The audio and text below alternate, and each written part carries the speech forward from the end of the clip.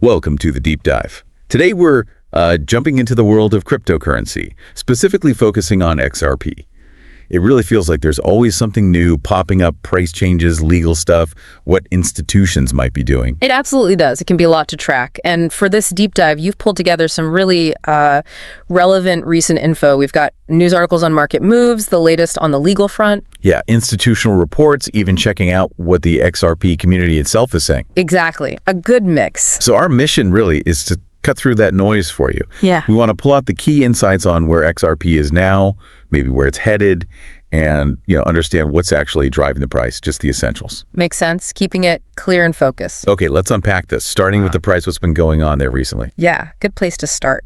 So according to one source, Bitcoin News today, from just April 21st, 2025, XRP was sitting around $2.11. 211, okay. And interestingly, it had a positive day, kind of moving up alongside Bitcoin, Ethereum, Cardano, the big names. Right, I saw that. It looked like a wider crypto market lift. Yeah. And that same source tied it to this idea of a challenge to the Fed's independence, leading to a weaker dollar. Precisely.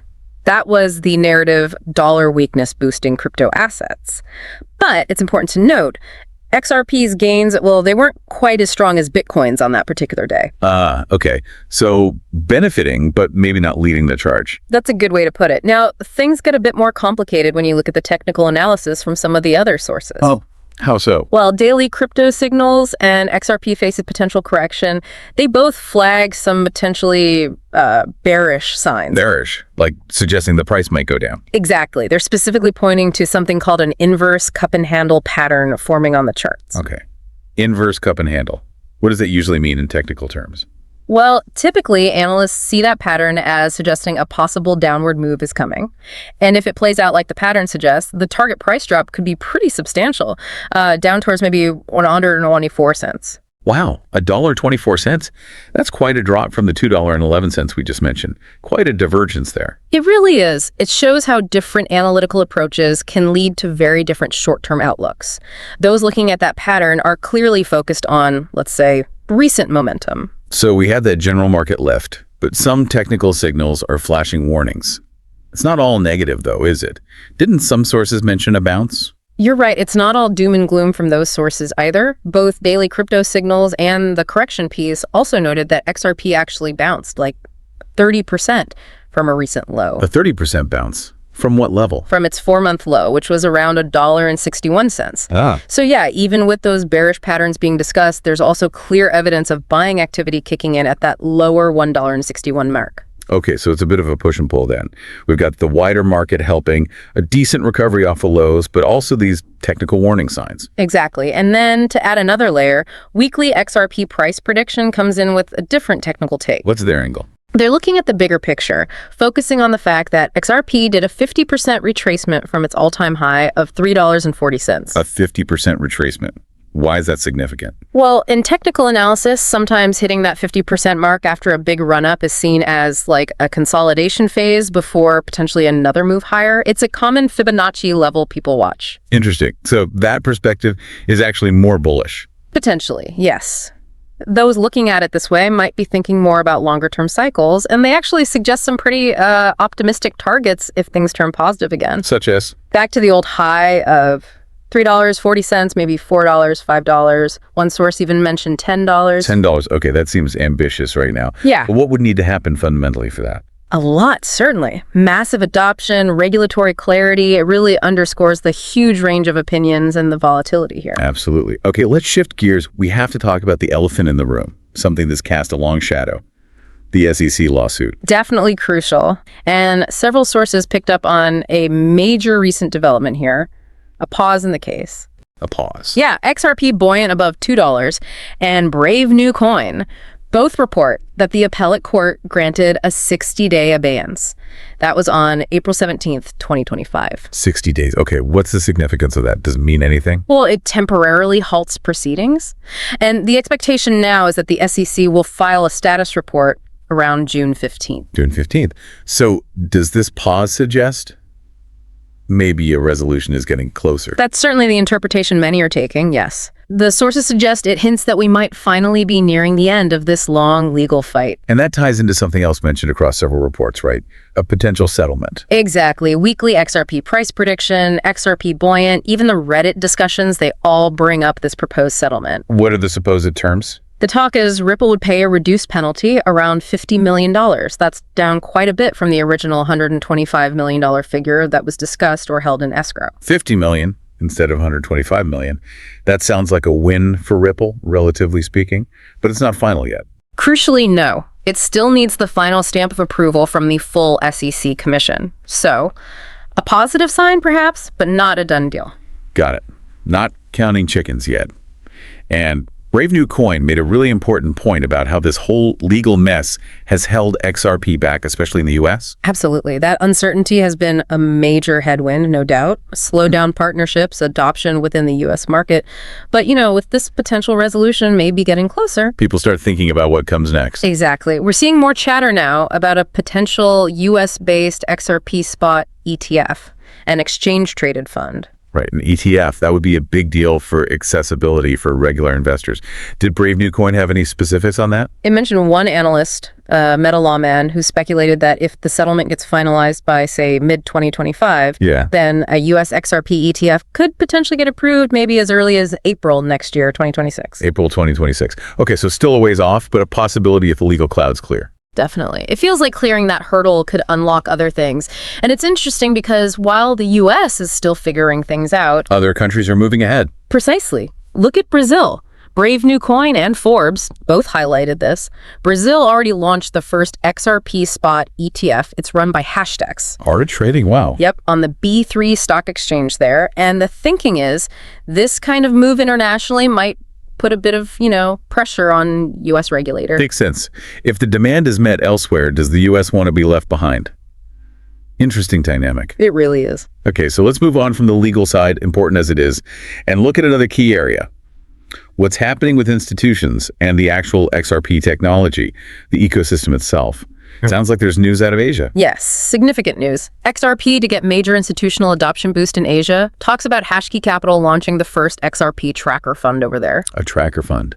And Ripple themselves are involved. They are. Ripple is actually seeding the initial investment, which is a pretty strong signal of their support for this. Definitely shows commitment. Who is this fund aimed at? It's specifically targeting professional investors. So it's seen as a big step for getting more institutional money and interest involved with XRP in the Asian market. And Hashkey has done this before, right? For other cryptos. That's right. They previously launched Bitcoin and Ethereum tracker funds, so they have a track record. And their reason for picking XRP now seems pretty clear. Which is? Its core use case, cross-border payments.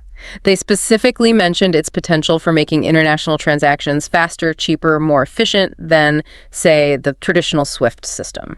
Okay, sticking to the utility argument. Now, you said tracker fund, not ETF. What's the difference there exactly? Good question. The article explains it.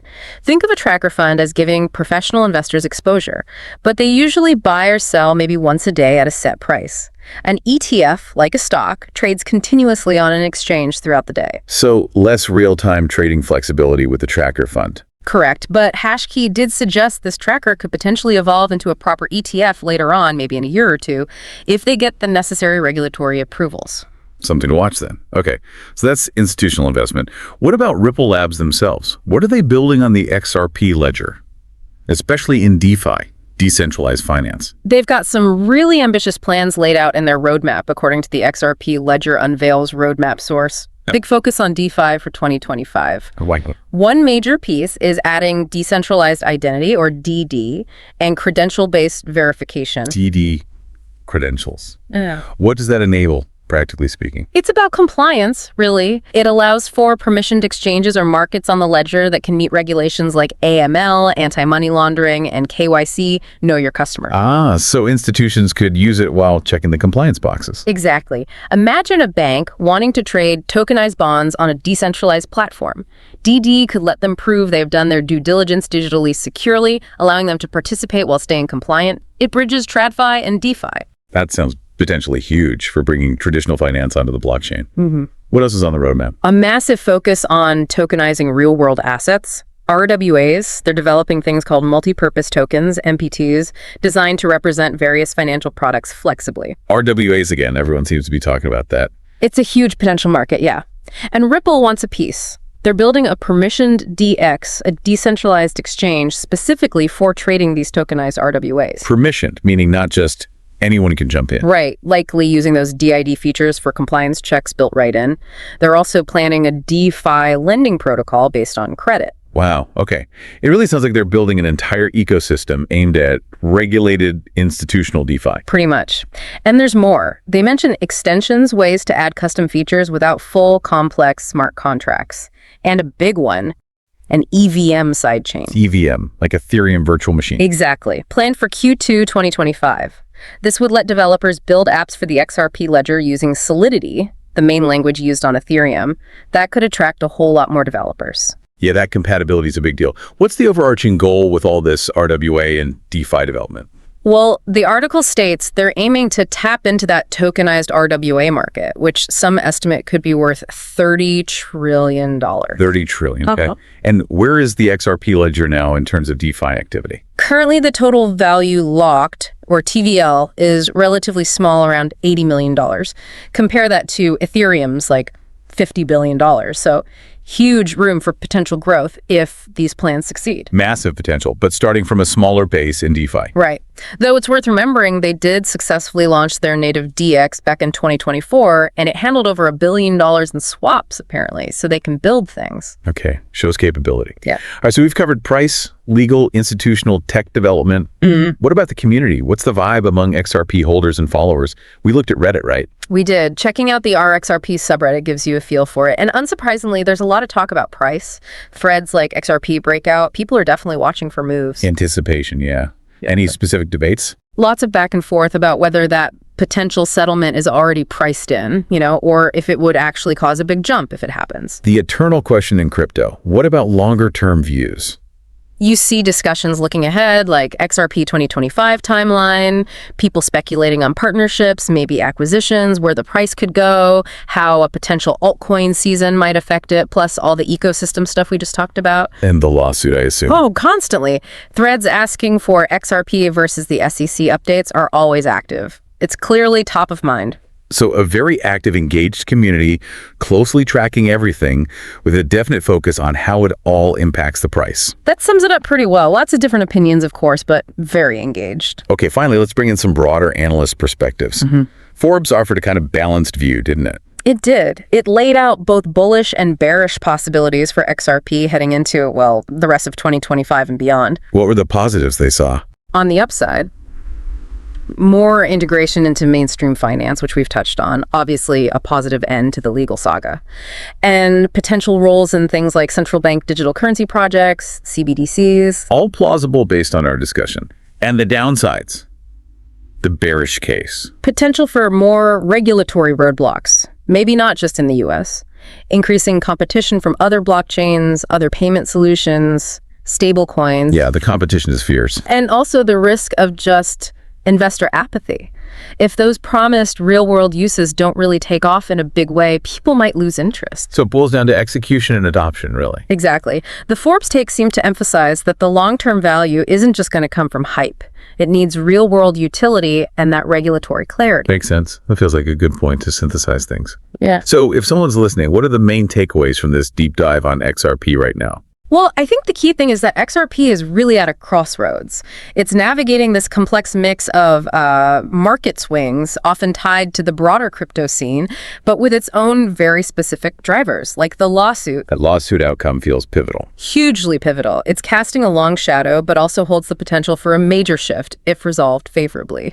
At the same time, you've got clear institutional interest picking up, especially seeing that tracker fund in Asia, and Ripple themselves pushing hard on development, aiming for that institutional DeFi and RWA space. So lots of moving parts, lots of potential catalysts, both positive and negative. Definitely. And ultimately where XRP goes from here, its price, its adoption, it seems like it's going to hinge on that interplay between getting regulatory certainty, actually delivering on that real-world use case promise, and, what the overall crypto market is doing. A lot to watch. Which brings us to a final thought for everyone listening. as we see traditional finance and this blockchain world getting closer and closer. Yeah, that convergence. Will XRP manage to carve out that essential role, become that indispensable bridge for value transfer globally?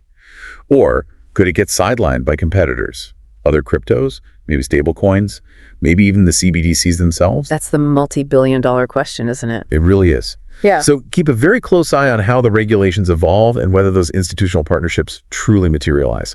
Those seem like the key signals to track going forward. Thanks for joining us for this deep dive.